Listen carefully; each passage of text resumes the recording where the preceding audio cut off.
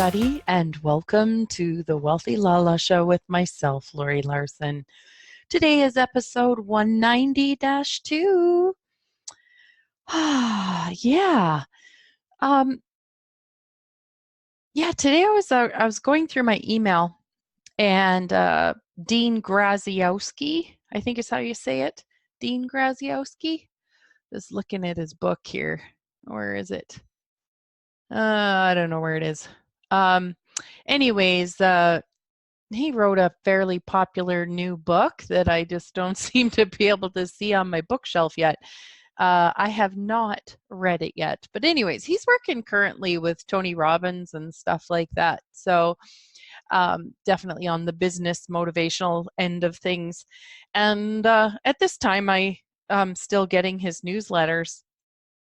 And, Millionaire Success Habits, I think is what his book's called.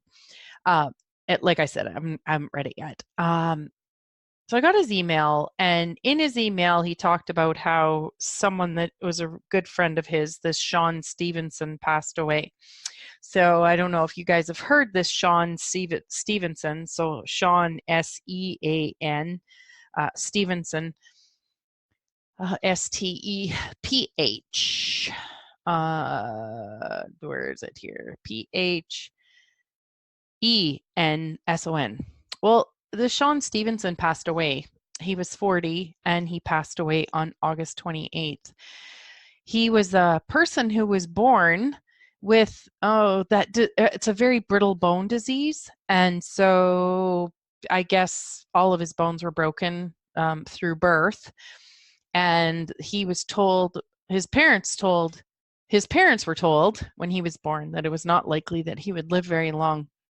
So he was just only 3 feet tall in a wheelchair.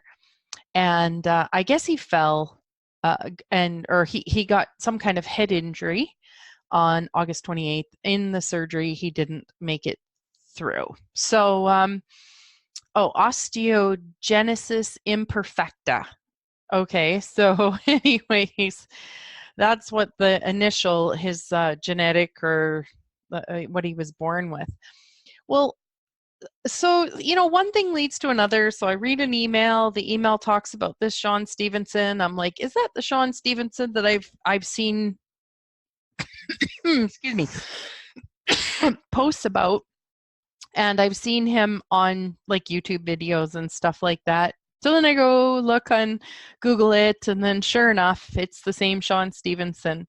And then I go to his Facebook page, and it's from his wife. He got married in 2012, and so her name is Mindy Kniss, I think.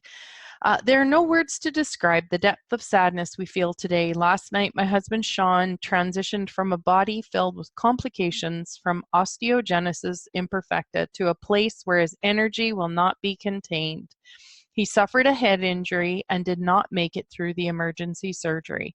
His light will shine on through all of those he loved and who loved him. It gives me great peace to know that there are so many of you. His last words were, "This happened for me. It didn't happen to me."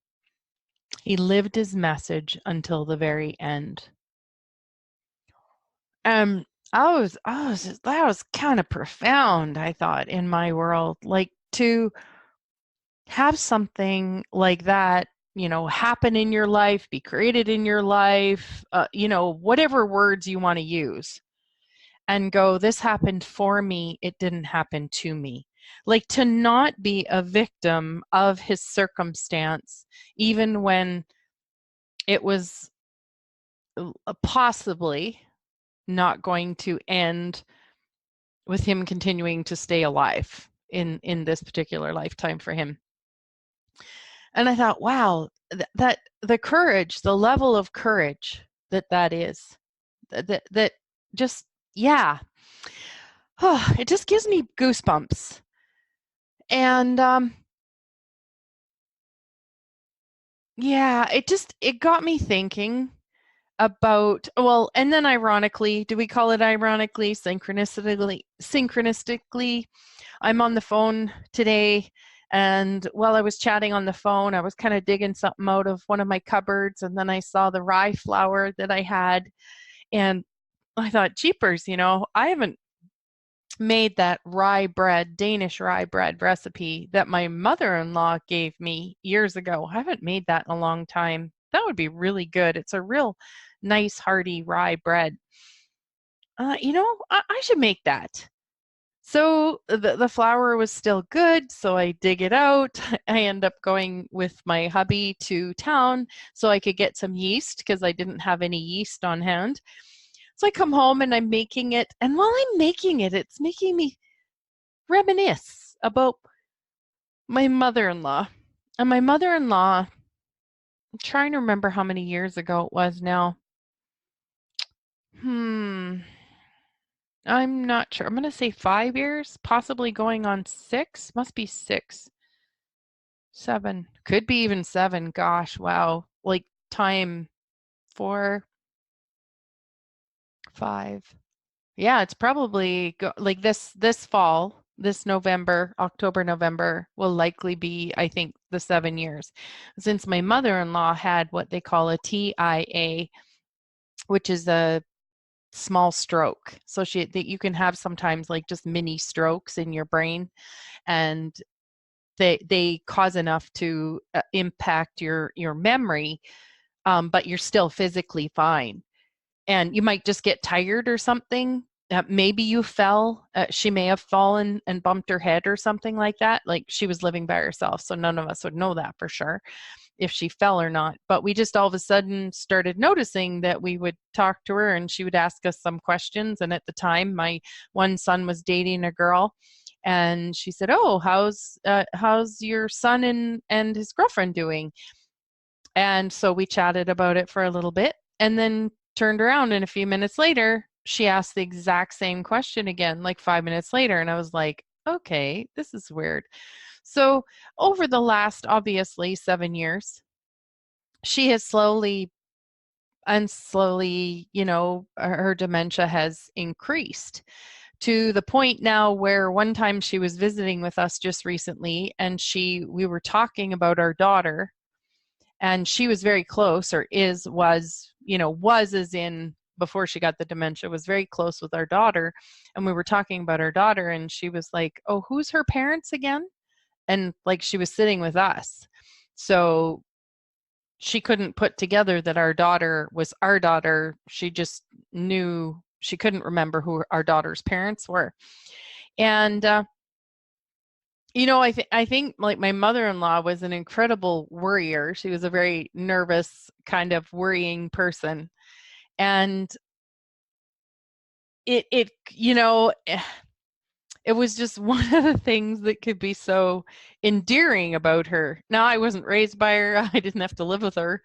And as a mother-in-law, she was just so wonderful to me. Like, she was super wonderful to me. And I've been, one of the things I loved about her was that when we would walk into a room or come to visit her, and even actually she still does it to this day, is when she sees us, she's always like so excited, and she's like, "You've just made my day.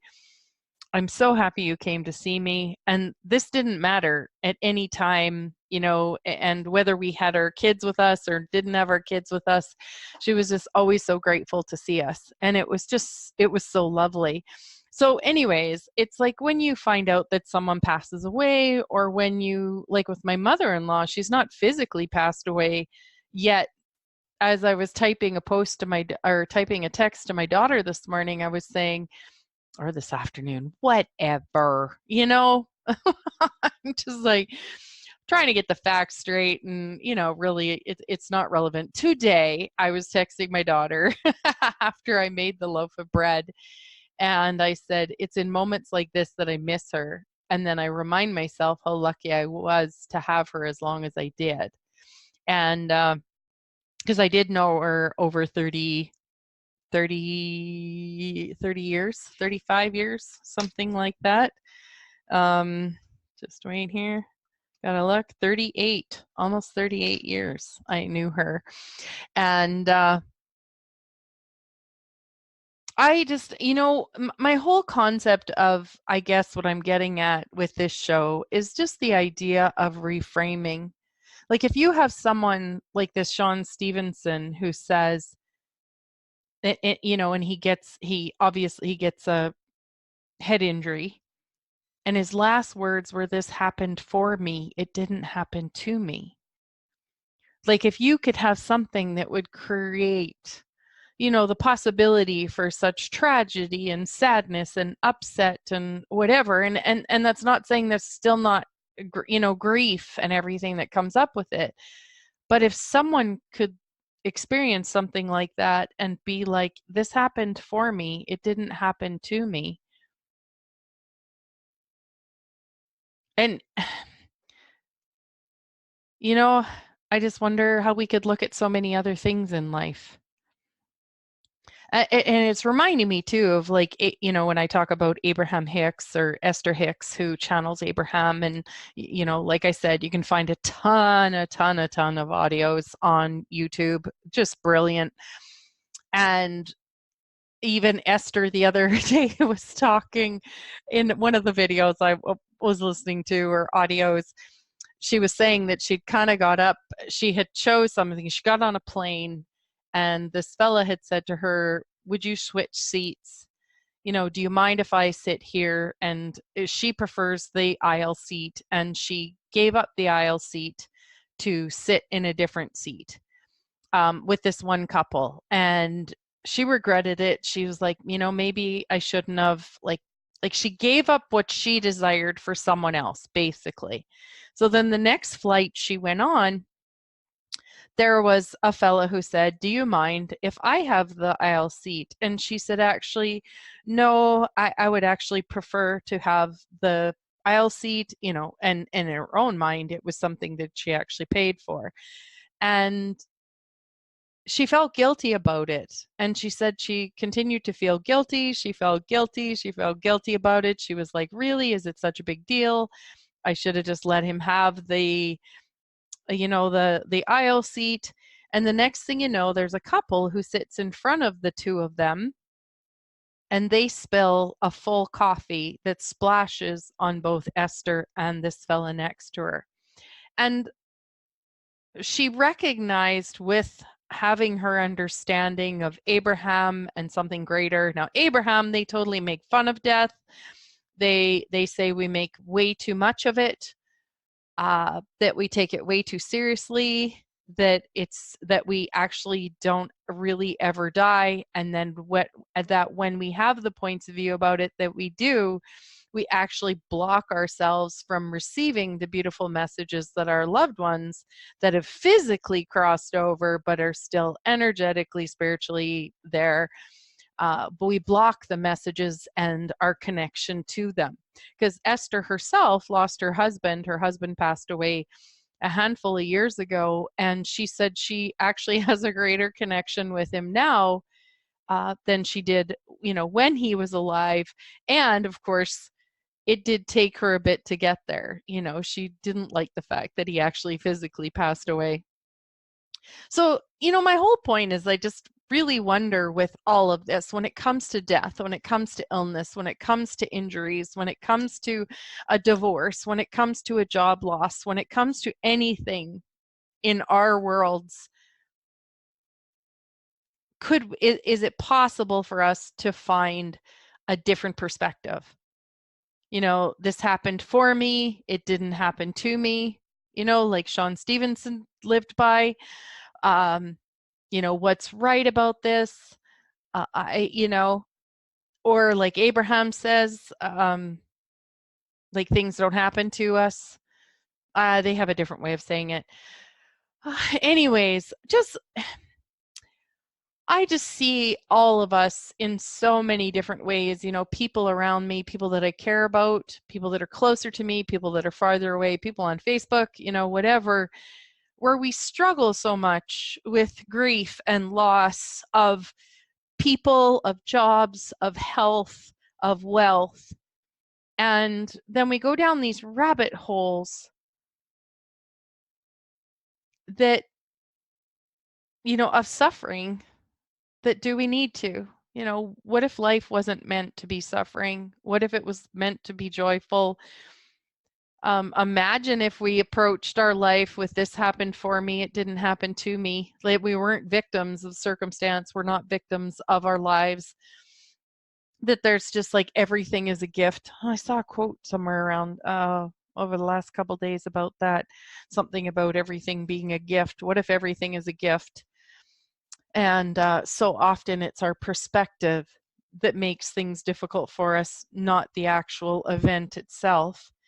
So, anyways, that's just me pondering, you know, yeah, just wondering if we could have some more ease, have things not so be so challenging or hard or suffering in our lives, that we could have a little bit more sweetness and kindness and whatever's would be right about it. So, yeah. Anyways, on that note, I'm going to sign off for today. And yeah, I'm I'm going to say goodbye because this will be my last show till after I come back from Dr. Joe's workshop. And I'm not sure exactly what show will be my first show back. You'll have to tune in and listen. Otherwise, a bunch of them are going to be pre-recorded. Pre-recorded brilliance, I'd like to say. So anyways, thanks for listening, for tuning in. Big hugs to you. Have an amazing weekend. And yeah,